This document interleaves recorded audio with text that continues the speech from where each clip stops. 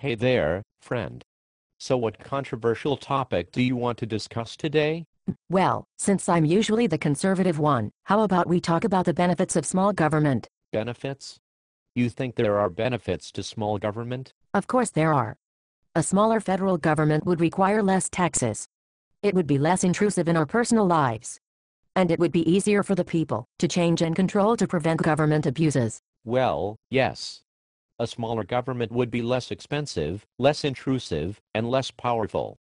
But then, that's another way of saying that it will be cheap, ineffective, and flimsy. How do you know that a smaller government will be flimsy? We've never experienced a true, limited government in the US. As a matter of fact, we have. Twice. I'm sure you are mistaken. Sure, presidents who advocate small government get elected. But their election does not make the government smaller. And the government has only gotten bigger and bigger, even though the Constitution expressly limits the powers of government. I'm actually not talking about the Constitution at all. Have you ever heard of the Articles of Confederation? The Articles of what? The Articles of Confederation was the first Constitution of the United States. Under the Articles, the federal government operated more like NATO or the UN. The Articles were so weak that the federal government by law had to beg the states for money. And that's exactly how government should be today. Deriving its power from the consent of the governed. That government under the Articles failed in less than a decade. A decade? The government was too small. It was too cheap, too ineffective, and too flimsy to survive. So the founders drew up the current Constitution, which survives to this day. The Constitution was created, specifically, to provide a strong central government, one that would stand the test of time. Okay, I see your point.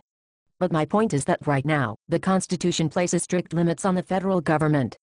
Those strict limits are what allow for the freedoms that the states and the people have. Or at least, are supposed to have. That brings me to my second example. The Southern Confederacy.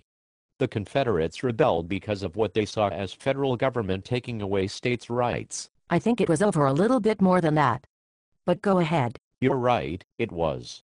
The Confederate states were taking rights away from certain people, so the government took away those rights from the states. Anyway, the Confederate Constitution took that into account, so they made their Constitution weaker to prevent their Confederacy from doing what the Union had done to them. Okay, fine. So, twice in our history, smaller, weaker governments were tried in America. But the current Constitution is still standing, and is still the law of the land. Nobody is talking about weakening our present Constitution. What we are talking about is adhering to it. The Constitution spells out specific functions of the federal government.